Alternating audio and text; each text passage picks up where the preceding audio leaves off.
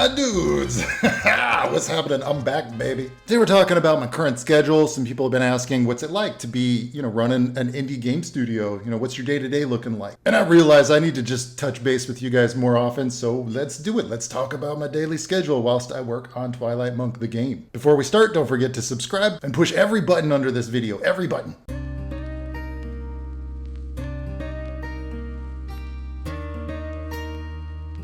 So something that I was very nervous about before I started a game studio was that I would somehow get wrapped up too much in game design and production, like being a producer, than actually doing art. And lo and behold, a year has gone by since we've lined up and established a publishing deal with our publisher for the Twilight Monk game. And there's been trailers of that everywhere on my Twitter and here on my YouTube channel. If you want to check out the Twilight Monk game, there are trailers here. And it's been long days. It's been 12-hour work days.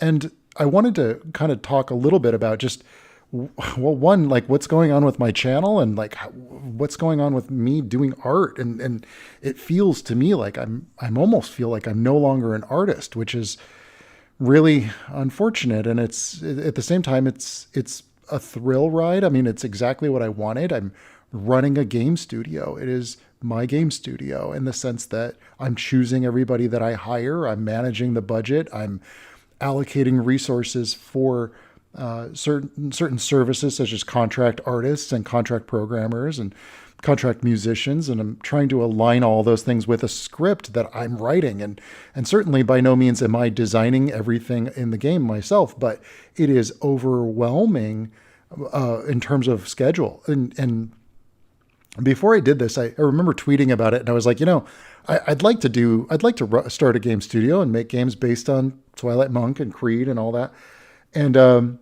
But I'm nervous I won't get to do art anymore. And everybody's like, oh no, you just hire somebody else to do the production. Hire somebody else to run your studio. It doesn't really work that way. That's the reality of it.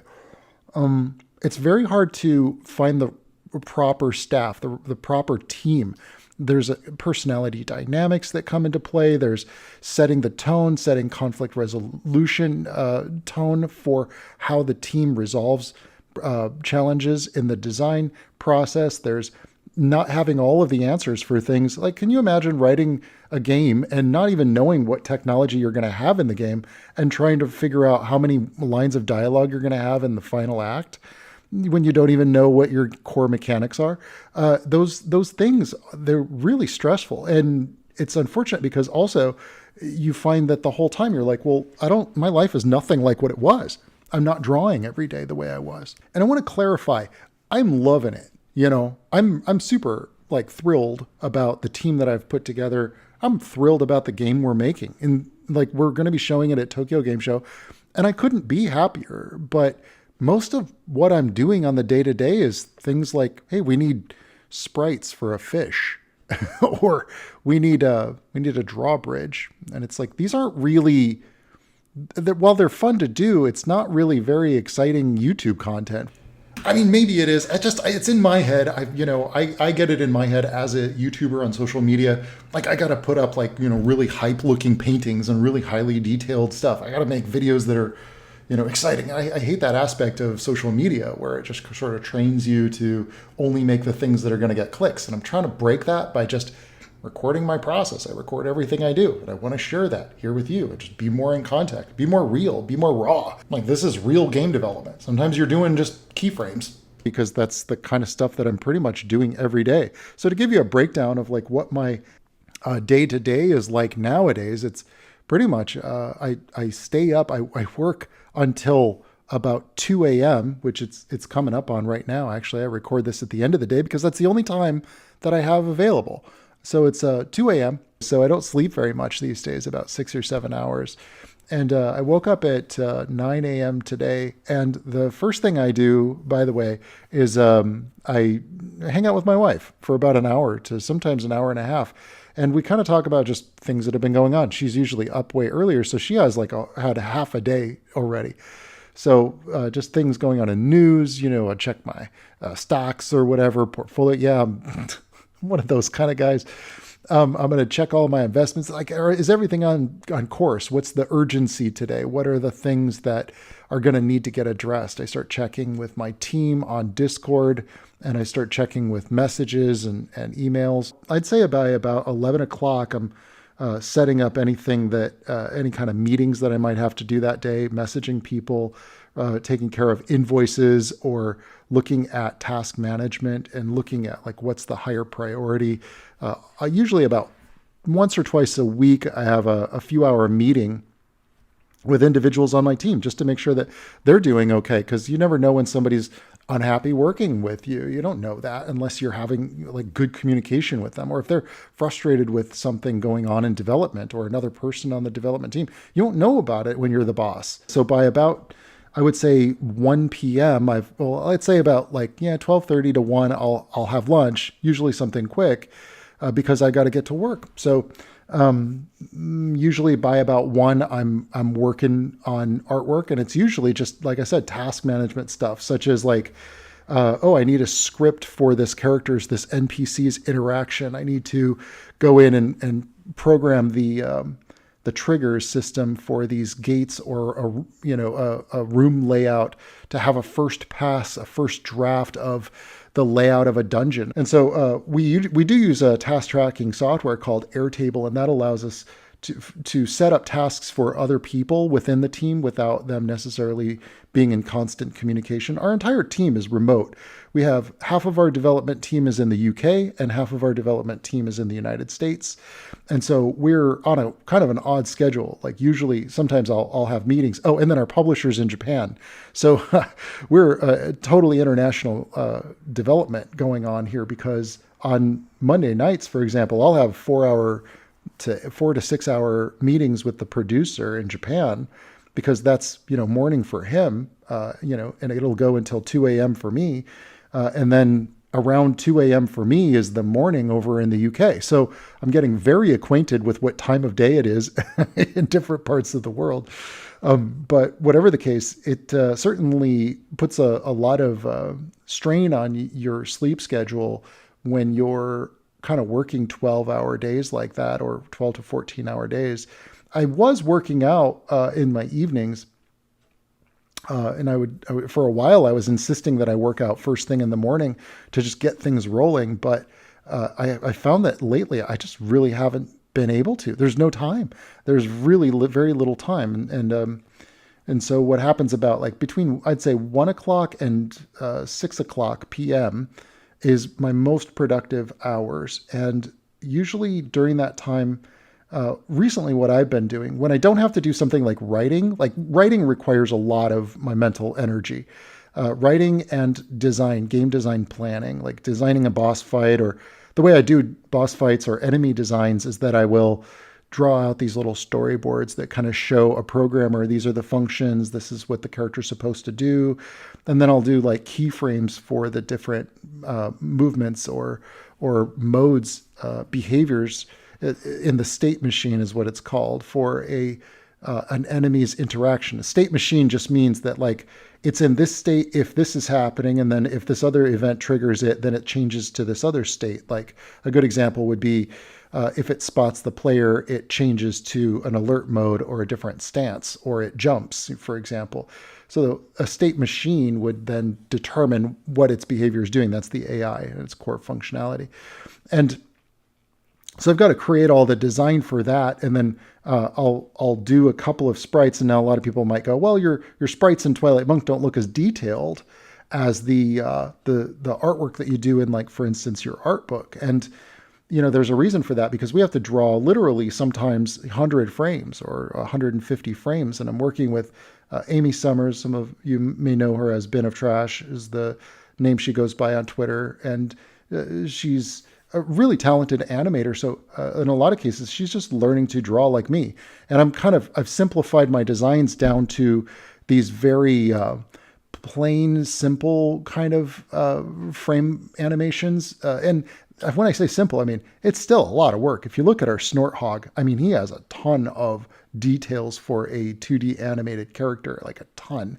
But comparing the puppet animation of Spine, for example, we did a bunch of tests early on and it just did not look good. When we started working with Amy, everybody on the team and everybody that saw it just suddenly their eyes lit up seeing this hand-drawn animation. And Amy adds a lot of personality and charm to the characters as well. So it's really nice to have people that you've worked with for a while. You can trust them to add character and personality to what you're doing. To be clear, what you're seeing me do is create the keyframes, which are like the frames that are like the extenuating frames, like when the character is reeled back with their weapon drawn all the way back.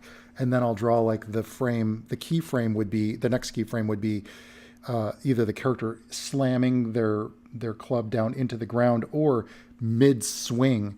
And those keyframes are given then to Amy, the animator, who then fills in all of the frames in between to create a lifelike motion. So a lot of times she's doing things like adding swaying of the clothes or squash and stretch or little bits of like, flapping materials in the wind. But there's so much more to it than that because she's also at times adjusting even my keyframes. I'm not a traditionally trained animator, for example, but I know my characters well enough to draw them in any pose or in any quote, keyframe, any extenuating pose, so that then it acts as a guidepost for her to fill in the frames in between to bring it to life.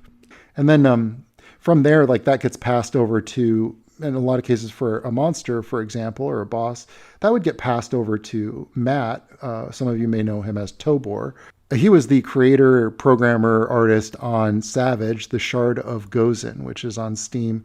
And so he's been learning Unreal Engine as we go and mastering it within a fairly short period of time. He knew different programming language before. And so the whole team has been coming together to basically just get better at Unreal Engine. And so he will oftentimes add, he's one of these kind of programmers that's really rare where he has a good sense of game flow and player feedback. So something as simple as, for example, a player's jump or dash, for example, you might think, oh, well, no, it's just this happens, then this happens, then this happens. And if you're programmer minded and not gameplay feel minded, you would just do the checklist and, oh, well, look, it works. It functions as you said. But I think a good game programmer has a sense of timing and a sense of feel, player feel, that they can get the sensations of the sound effect mixing with some particle effects, mixing with movement speed and really rapid player feedback. And so there's a kind of a uniqueness to that that's not just as simple as just learning lines of code. You have to have a programmer that has a good feel for player interaction and the unspoken things that an artist or a designer wouldn't be able to express. So your gameplay programmer, your enemy and player programmer needs to be somebody who's had experience making stuff like this, because otherwise you're going to end up with something that lacks in a really good player movement. And when a player is holding the controller and interacting with these enemies, it's so essential that it feels snappy, punchy, and that the enemies have impact.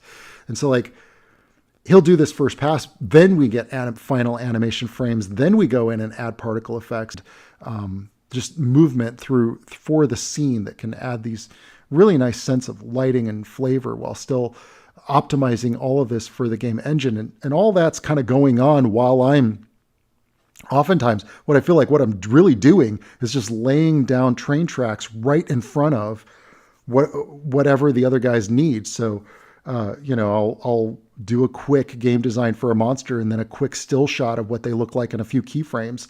And then I have this huge sheet full of character designs and character sprites that are going into the game. And those all eventually become something. But sometimes it's just what's the function that's needed for this thing that's literally right in front of us to meet our milestones. I haven't even talked about milestones. My God. Everything in game development is driven on milestones. You don't just get to like dream up a cool idea and then it goes into the game. It's like whatever you dreamed up 6 months ago or a year ago when you wrote your milestones is what you've got to stick to. And you don't have time or energy or resources to like suddenly go, hey, we want to add a whole new ability or a new game plus or something like that. We will be very lucky if we can get even half of the ideas that we have into this game. And to some degree, that can be a great thing because it means that we have plenty of material for a sequel. or, another game immediately after this. And we'll have all these core systems in place. Most general public or people who are not game developers think that when you're building a game, it's like you start at the beginning and then you build like, oh, this is the first scene and then this is the next scene, and you've built everything out for those scenes. That's not how it works at all.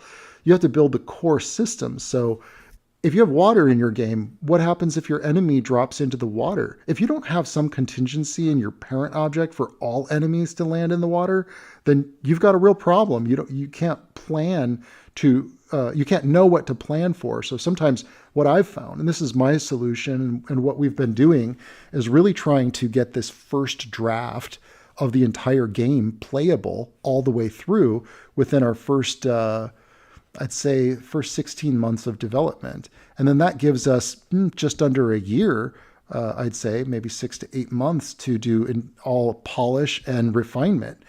And that means going back and going, oh yeah, we did want to have a monster that falls in the water here. Or yes, we've noticed players will do that thing here that we weren't expecting. We weren't sure if they'd do.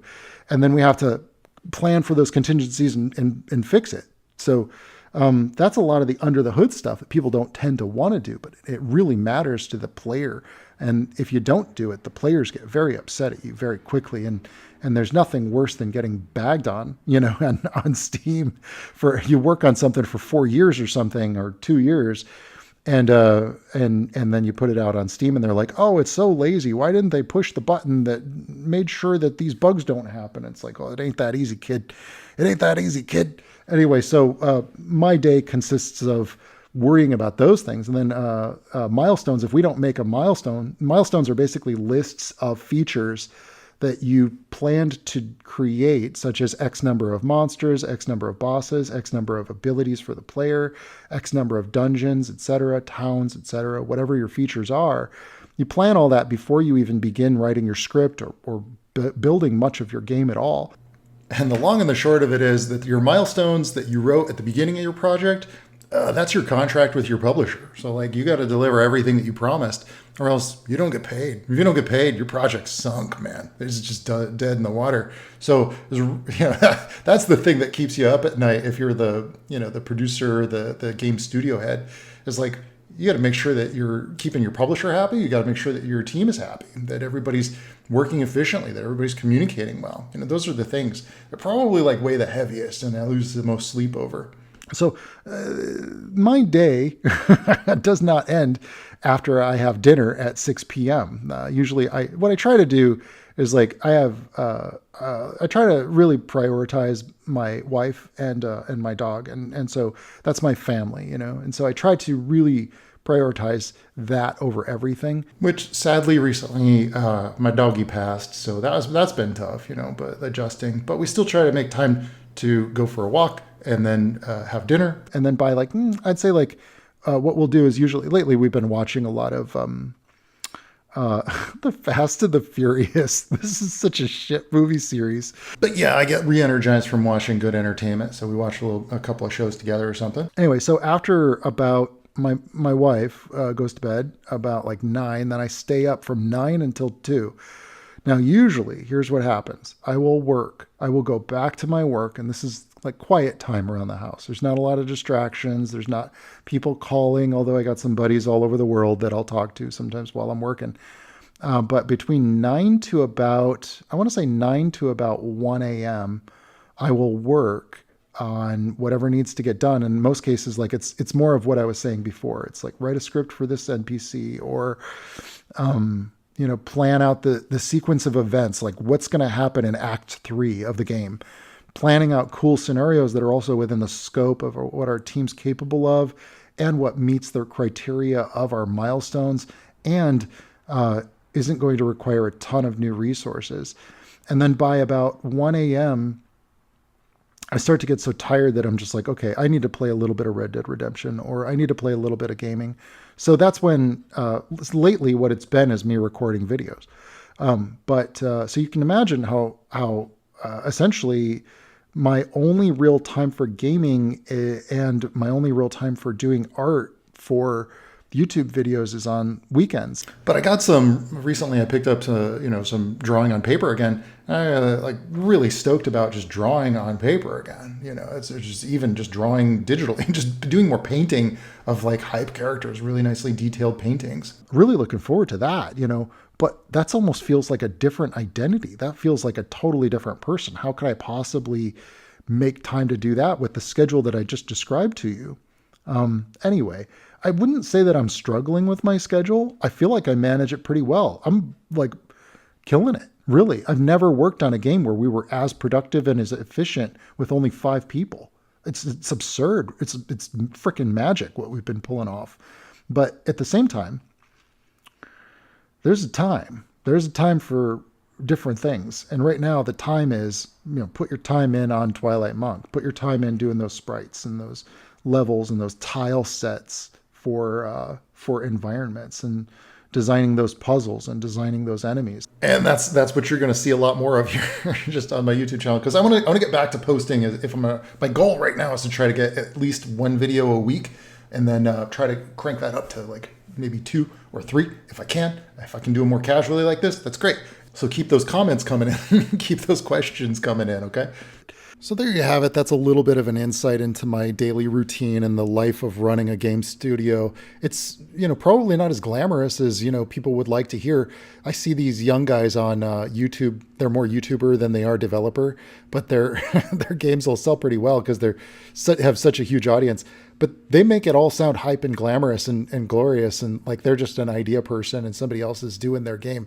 But that's not the reality of it from what I've seen, especially if you want to make a game that's really going to have a lot of character and personality and be true to your vision. You have to be very, very hands-on. It's a very life-consuming kind of an experience. But I would say, like, when you sit back and you think about it, it's like, is there anything else in life worth doing?